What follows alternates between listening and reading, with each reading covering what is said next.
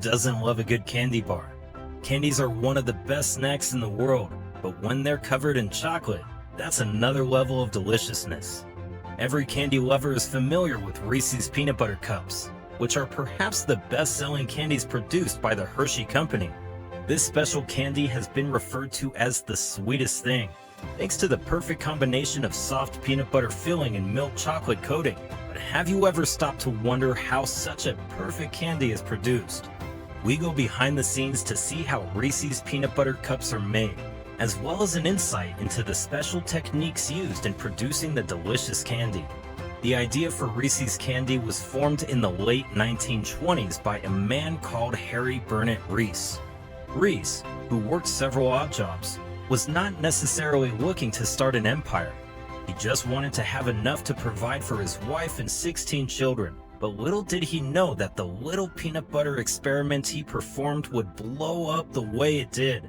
Today, Reese's peanut butter cups generate more than $2 billion every year. And thanks to the uniqueness of the product, the number of candies sold per year is expected to keep rising. Sales of Reese's candies are not very readily available in places outside North America. So imagine how much money the company would generate if Reese's factories were located on other continents. It would be insane. The success of Reese's is all thanks to the ingredients used in manufacturing these candies. And while some of them are kept secret by the company, the ones that we all know include cocoa, soy lecithin, sugar, milk, dextrose, peanuts, and salt. The production process has been kept private by the Hershey Company located in Hershey, Pennsylvania. I didn't even know that was a place. And for the longest time, no one knew how these candies were being produced. A couple of years ago, however, the company decided to give its customers a glimpse of the production process of its best-selling product, Reese's Peanut Butter Cups. Now, we have a very good idea of how they're made, and maybe you can try to recreate the candies if you're feeling adventurous. However, it is certain that nothing beats the real thing. The first step of production is the preparation of the peanut butter filling, and of course, the star of the show is the peanuts.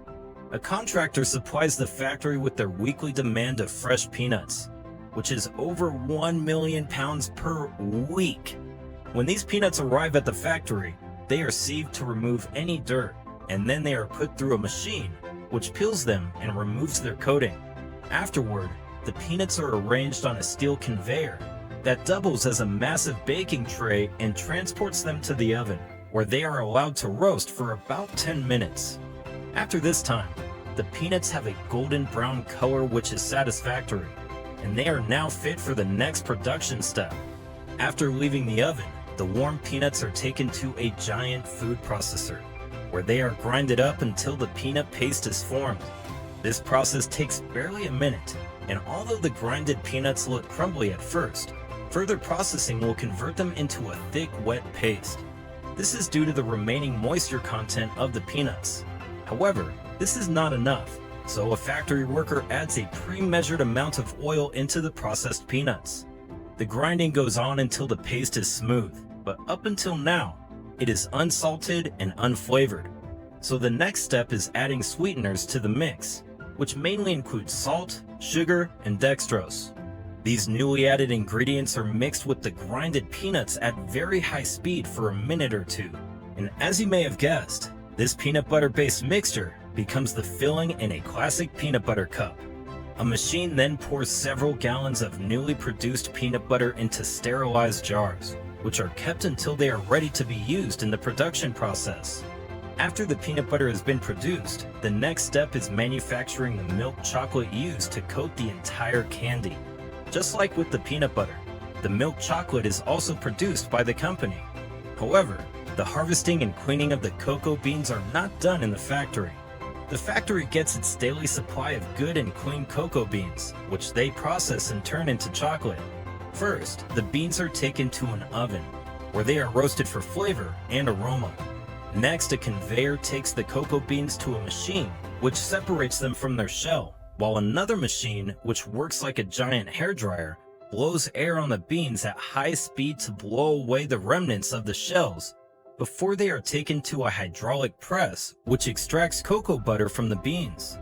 This hydraulic press processes the cocoa, and after the cocoa butter and other byproducts have been extracted, what's left is liquefied pure dark chocolate, which is extremely bitter. But I'll have some, sign me up. I love dark chocolate.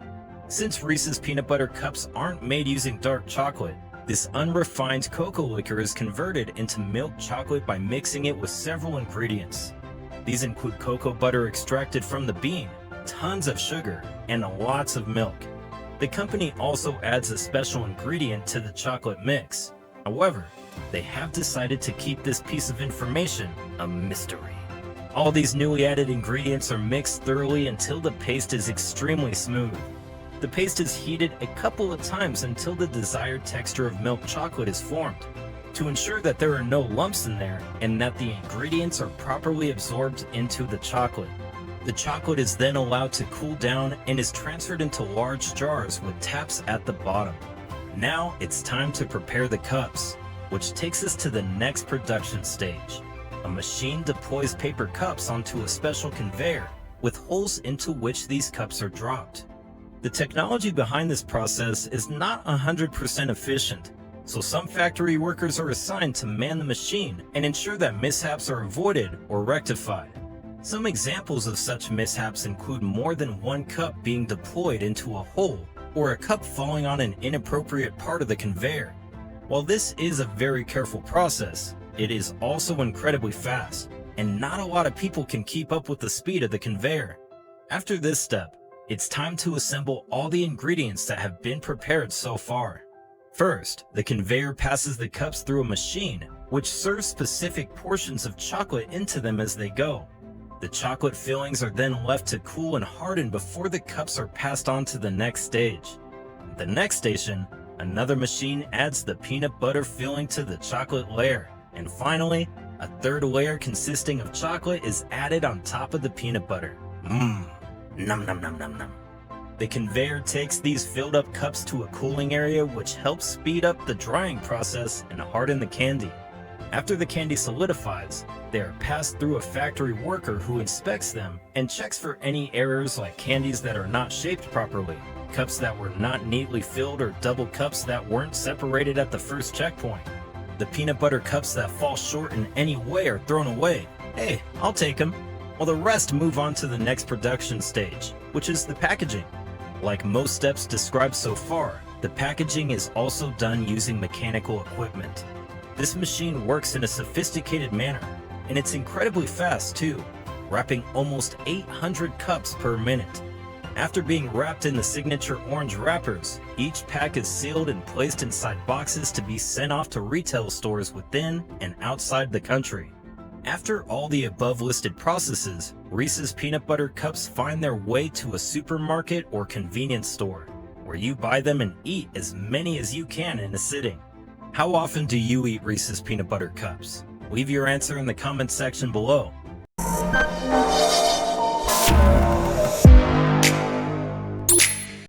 What's your favorite part of Halloween? For some, it's the chance to impersonate any character of their choosing. However, for most people, it's trick-or-treating. If you fall in this category of people, you'd agree that Snickers chocolate bars are perhaps the most common treats. However, beyond Halloween celebrations, millions of people around the world enjoy this candy bar.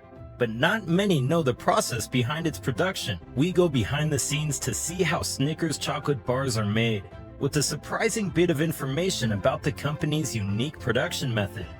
If you're a lover of chocolate, Snickers chocolate bars must have been part of your chocolate exploration journey at one point in time. Snickers is one of the most sold chocolates in the world, and what's not to love? Each chocolate bar consists of nougat, topped with caramel and peanuts for that extra crunchiness, and the entire thing is covered in milk chocolate. These chocolate bars have a distinct taste, and on top of the fact that it's unique and delicious, and also one of the more affordable chocolate candies out there. This makes it easy to be enjoyed by chocolate lovers all over the world. When it comes to the process of chocolate production, there's a generic recipe that is based mainly on sugar, milk, and cocoa. But with Snickers, there's more going on. Since Snickers chocolate bars were first produced in 1930, about 93 years ago, the company stuck to one recipe and a list of ingredients. However, in 2019, the recipe was refined, and ever since, the company has used a list of 17 ingredients for the original bar.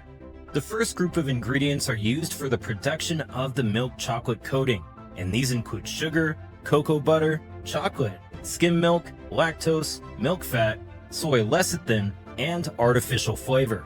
The second group of ingredients used for other parts of the chocolate bar are corn syrup, sugar, palm oil, skim milk, lactose, salt, egg whites, more artificial flavor, and of course, peanuts. When you divide a Snickers bar into two halves and look on the inside, you see two layers. At the bottom is a whitish layer called the nougat, which is probably the sweetest part of the chocolate bar. The top layer is the caramel layer, which is the crunchiest part of the chocolate since that's where all the peanuts are. Together with the outer chocolate layer, this sums up all the layers of a Snickers bar into 3. As such, the production process happens in 3 steps. It begins with making the nougat, followed by the caramel peanuts mixture, and finally, the chocolate dipping of the candy bar. For the nougat, the ingredients used are whipped egg white, corn syrup, sugar, milk, and salt, all mixed together in a massive metal container. After being mixed thoroughly for a few minutes, the nougat reaches the aimed consistency and thickness, and the mixture is dropped from the mixer onto a cooling roll, where it is cooled and thinned out. As it spreads, the next layer of Snickers chocolate does the same. However, a lot more goes into preparing this caramel peanuts mixture. To meet their extremely high demand, the Snickers manufacturing company uses over 71 acres of freshly harvested peanuts daily. The peanuts are roasted and salted before being mixed with the previously made caramel. The caramel is produced by slowly heating white granulated sugar to about 350 degrees Fahrenheit. Tons of sugar, and I mean tons, are placed into a big metal container, and after the sugar is caramelized, it is transferred into a big mixer, where it is mixed with milk to give it the creamy taste that you enjoy in your chocolate bar. After the caramel has been prepared, the roasted peanuts are added to the mix, thus combining the sweet, creamy flavor of the caramel with the rich, salty flavor of fresh peanuts.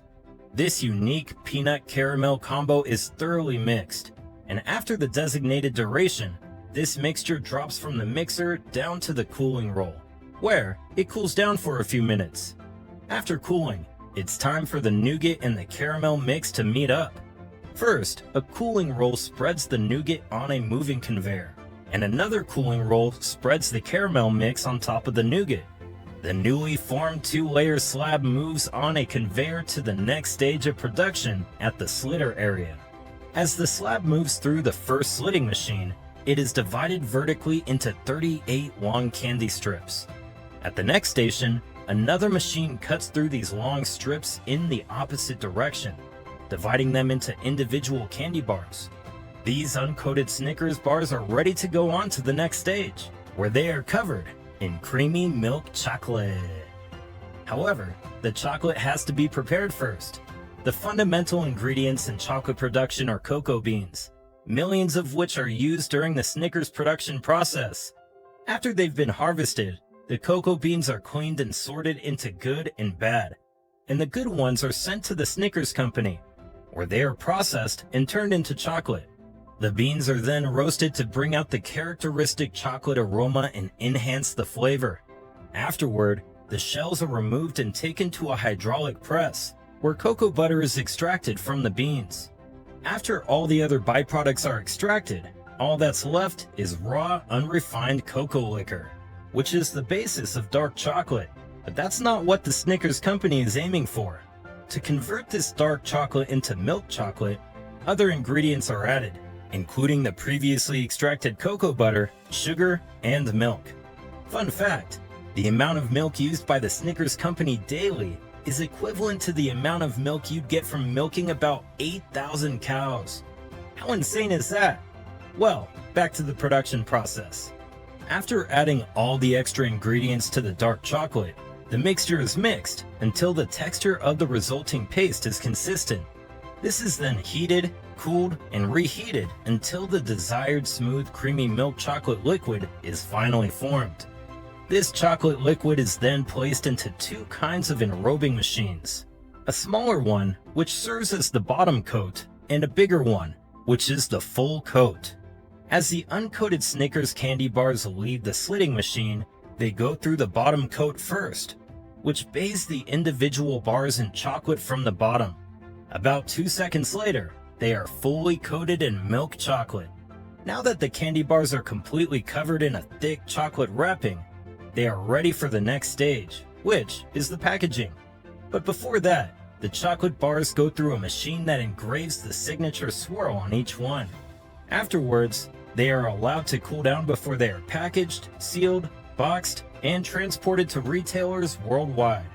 All three stages of production happen simultaneously, so it's always a busy day at the 600,000 square foot Mars company in Waco, Texas, as well as other Snickers manufacturing companies worldwide.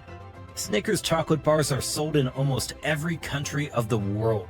So just imagine the number of Snickers chocolate bars produced every hour of every day. Thanks to the highly efficient machines in the factory and the staff members who work around the clock, you never have to worry about a Snickers shortage, ever. Snickers, which was added to the Mars company in 1930, was named after the favorite horse of the Mars family. Since the chocolate hit the market, the company has experienced an increase in their sales for years on end. The Mars company once announced that the Halloween season is when Snickers sales peak.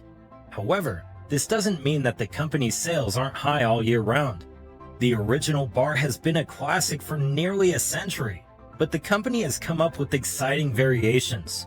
Other Snickers products include Snickers dark chocolate, ice cream bars, Snickers with almonds, Snickers with hazelnuts, Snickers with pecans, Snickers peanut butter bars, Snickers protein, and Snickers with extra caramel. What's your favorite variant of the Snickers chocolate bar? Mine is the dark chocolate with almonds. Leave your answer in the comments section below.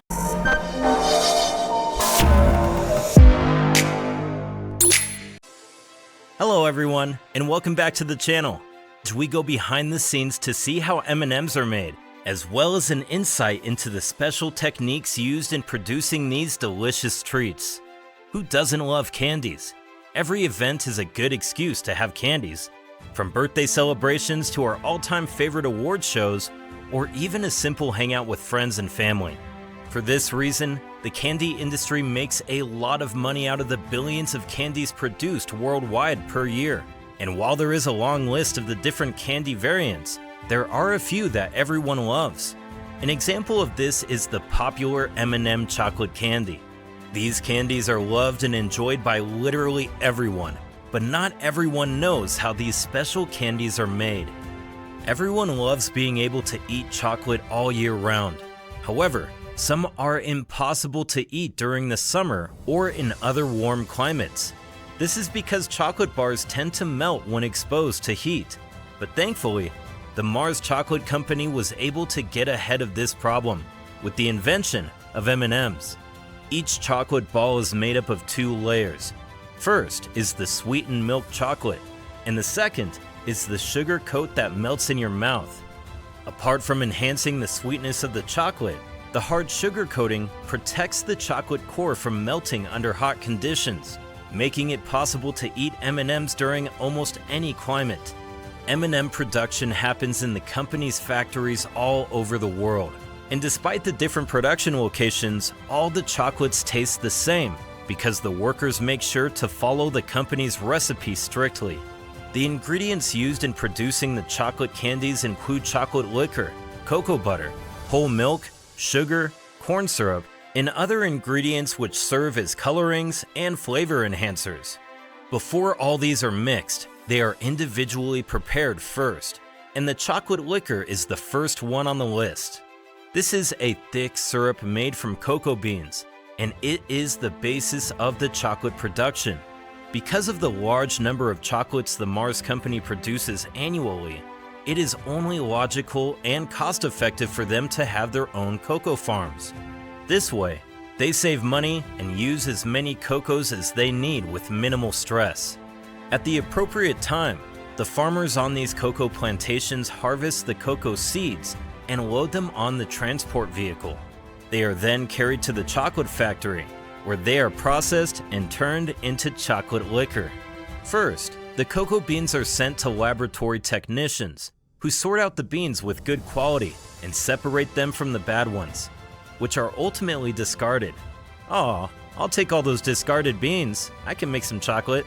The selected ones are put through a machine, which cleans them and separates them from unwanted materials like dried cocoa pulp, pod pieces, etc. Next, they are weighed and sent over to a large grill, where they are roasted to bring out the characteristic chocolate aroma we are all so fond of. Just imagine how good that smells. You can say that the roasting process is one of the huge contributors to the taste and quality of the resulting chocolate, because if the beans are not roasted properly, this will reflect in their taste. After roasting for a while, the beans are left to cool before their shells are broken, and the shafts left from this process are removed as well. But since these shafts, which are referred to as nibs, are very valuable in the chocolate manufacturing process, they are kept aside. The nibs and the cocoa beans are taken in huge containers to a hydraulic press that extracts their cocoa butter and fat content. The combination of these two gives a paste-like mixture, which is quite similar to ordinary butter. This paste is extracted and kept aside, while the remaining chocolate liquor undergoes further processing. The chocolate liquor, which is basically unsweetened or dark chocolate, is mixed with the cocoa butter mixture. And this is the secret to the smooth texture that chocolates are known to have. The newly produced chocolate mixture is heated and cooled several times to ensure that all the butter dissolves and mixes with the rest of the chocolate without leaving any lumps. After the mixture has been left to cool, milk and sugar are added in large quantities, and the mixture is stirred again. At this point, the sweet, creamy milk chocolate is formed, and now ready to be molded into small balls that serve as the shape of regular M&M candies. Nom nom nom nom nom. Are you ready for this next part? The chocolate mixture is pumped into a large depositor machine built with a nozzle. From this nozzle, it is distributed on a flat and wide molding sheet, which is built like a large tray with several holes in the shape and size of an M&M chocolate candy.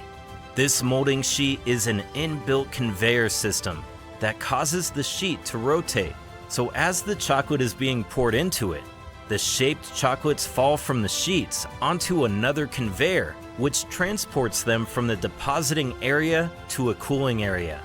Here, the warm, semi-solid chocolate is allowed to cool down and harden. After the chocolates have cooled down and hardened, they are transported to the next station, where they are coated with sugar. This next phase is called panning. It's done in a hollow machine equipped with several sprays, each connected to a container filled with liquid candy. This liquid candy has been pre-made by heating sugar with corn syrup, and it is sprayed on the chocolates at intervals. The large surface area of the machine allows for every chocolate ball to be uniformly coated with the liquid candy, and the chocolates are covered in at least 5 coats of this liquid. Between each spray, there are time intervals, which allow for one sugar coating to dry and harden before the next is applied. After the chocolates have been sprayed to satisfaction, they are covered in one last coating of syrup, which contains coloring as well as sugar and corn syrup. In each spraying batch, the final syrup includes a different color corresponding to one of the different M&M colors.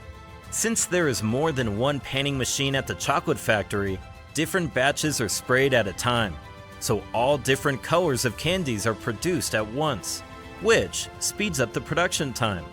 Next, the freshly sprayed candies are exposed on a flat conveyor for a few minutes, thus allowing their shells to harden before they are passed through the next phase. At this point, all the different colored chocolate candies are combined into a mixture containing red, yellow, blue, green, brown, and orange candies, and are transferred to a special machine that gently inscribes that classic M on each one without breaking or cracking their delicate sugar coatings. As many as 2.6 million candies are engraved per hour, and over 100 million daily. That is crazy! 2.6 mil per hour? Imagine how fast that machine is moving.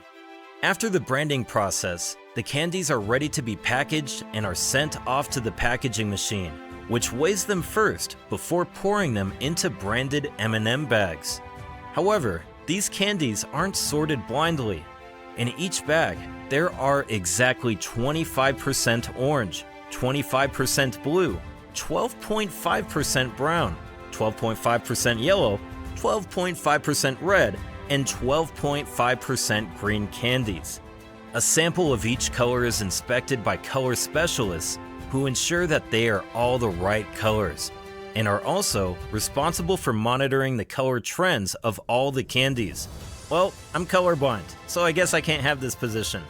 Finally, the chocolate-filled bags are sealed using heat, and each bag is packed into M&M boxes, which are transported to retail stores worldwide.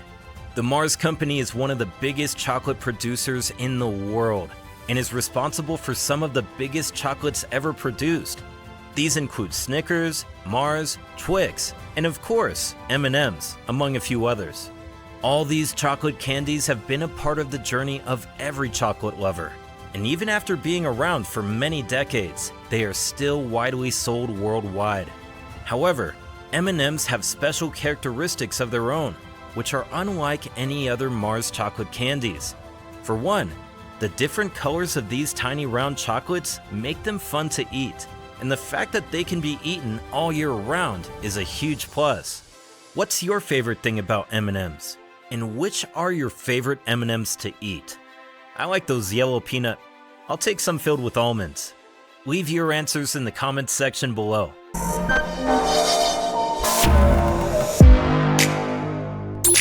There are so many chocolate bars out there, but only a few have garnered worldwide recognition, and Toblerone is one of them. In a competitive industry like the chocolate industry, Toblerone has managed to maintain its relevance for over 115 years as a brand and carve itself an important niche. We go behind the scenes to see how Toblerone is made, with a hint about the correct way to eat the chocolate. Although it is one of the world's most popular chocolate bars, Toblerone is best known for its distinctive shape, a series of triangular prims with lettering engraved in each prism of the chocolate. In the early 1900s, a new Toblerone recipe was created where crushed almond honey nougat was added to the original chocolate. At the same time, a new shape, the triangle, was chosen for the chocolate. Bar sizes may range from 10 centimeters to nearly 1 meter.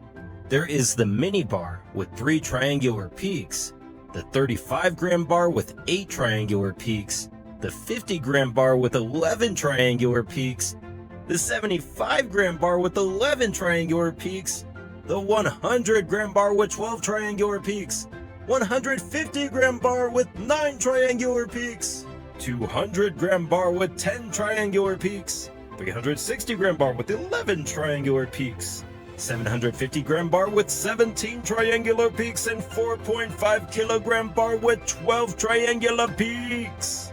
For the yearly Toblerone Shogi Fest, a special oversized bar is created to celebrate the bar's anniversary. Toblerone is now available worldwide and instantly recognized thanks to its unique chocolate peak shape and unmistakable packs. Toblerone is made with milk chocolate, which contains cocoa butter, egg white milk solids, and sugar. The sugar is combined with honey and almond nougat, which gives Toblerone its unique flavor and texture. In the Toblerone factory, the cocoa beans are first roasted till they achieve a dark brown coloration. The roasted beans are peeled, crushed, and grounded till it looks like a liquid chocolate mess. A beautiful mess, I'd say, which is formed due to the cocoa butter in the cocoa beans. This mess might look like chocolate, but it's not there yet because this raw cocoa is somewhat bitter. After the chocolate mess is formed, sugar and milk are added to it, and a conch, a chocolate mixing machine, mixes the ingredients together to give a mixture that tastes much better than just the liquid chocolate mess. The milk for Toblerone is gotten from 14,000 Swiss cows.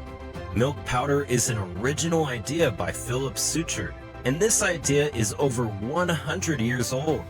Milk powder is used because it blends best with the cocoa mess because there is hardly any water content. Upon addition of the milk and sugar, the chocolate is still very coarse. Therefore, it is milled for an extended period until the content is very fine and small. The long stirring time makes the chocolate softer and creamier. And about 7 conches run simultaneously in the Toblerone factory. Then, unique nougat pieces, which give the chocolate its exquisite taste, is then added. To make the nougat, honey is boiled until small bubbles are formed. While the honey is boiling, the icing sugar is mixed with water and allowed to boil too. The icing sugar paste is then mixed with the honey and allowed to boil, forming a honey syrup. Once the honey syrup is cooled down, egg whites are whisked together, and then the honey syrup is added. The almond nuts are poured into the egg white honey syrup mix and put in a refrigerator to chill, forming a nougat. The nougat is eventually brought out of the refrigerator and broken into bits. The small bits of nougat are then mixed together with the chocolate and poured into a Toblerone mold, spread out evenly and left to cool. The resulting Toblerone chocolate is eventually packaged and stored for final consumer consumption. There are about 11 different varieties of this sweet chocolate. This chocolate company has played around with different flavors, such as fruit and nut, white chocolate, honeycomb, crispy coconut, salted almond, dark chocolate, and much more. However, if you're looking for a sweet, creamy taste, you could opt for the white chocolate Toblerone. This chocolate bar has the same delectable honey and almond nougat, simply excluding any cocoa from the favorite blend. You could also try the milk chocolate with crunchy almonds, which takes the iconic classy milk chocolate bar and adds some crunch with a touch of premium caramelized almonds.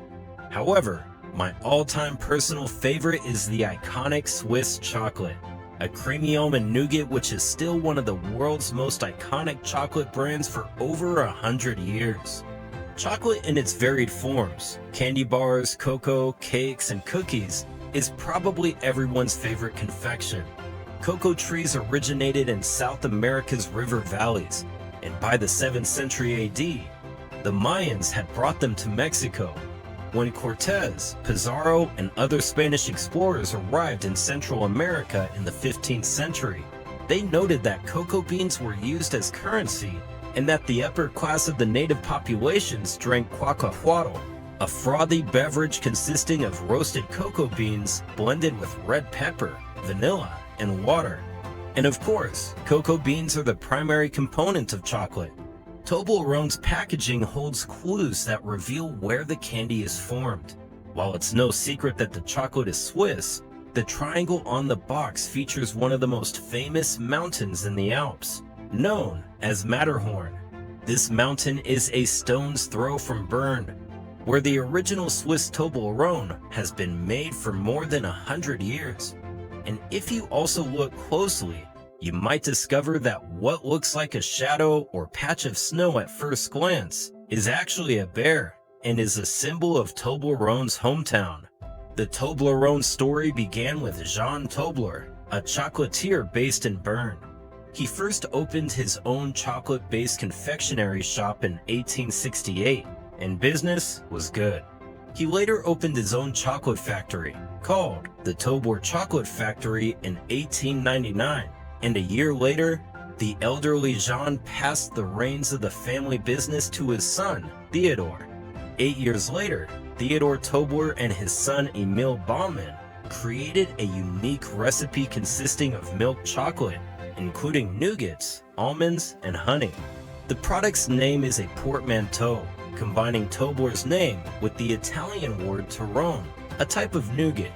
In 1909, Theodore Tobler applied for a patent for the Toblerone manufacturing process, and the Toblerone brand was trademarked at the Swiss Federal Institute of Intellectual Property. The original factory is in Bern-Langasse, and all Toblerone was produced there until the 1980s. Today, the building is part of the University of Bern and is called the Uni Tobler. And there's still a Toblerone exhibition in the basement of the building to date. You may have eaten Toblerone chocolate, but do you really know the proper way to eat one? And if you haven't, I am positive that you would want to try the pure goodness that is Toblerone after this video. While some might argue that there's no wrong way to eat Toblerone, whether by nibbling at it or biting off pieces, there's certainly an easier way to break off these delicious triangles. You have probably been breaking off the pieces by pulling them outwards. However, this can take some skill and strength and would probably get chocolate all over your fingers. Instead, you push the triangles inwards towards the rest of the bar, or you could just tap it. Another school of thought says you could pinch two triangles together. There you have it. It's that easy. How do you eat a Toblerone? I gotta be honest, I've never had one before, but I love chocolate and definitely want to try it. Leave your answer in the comment section below.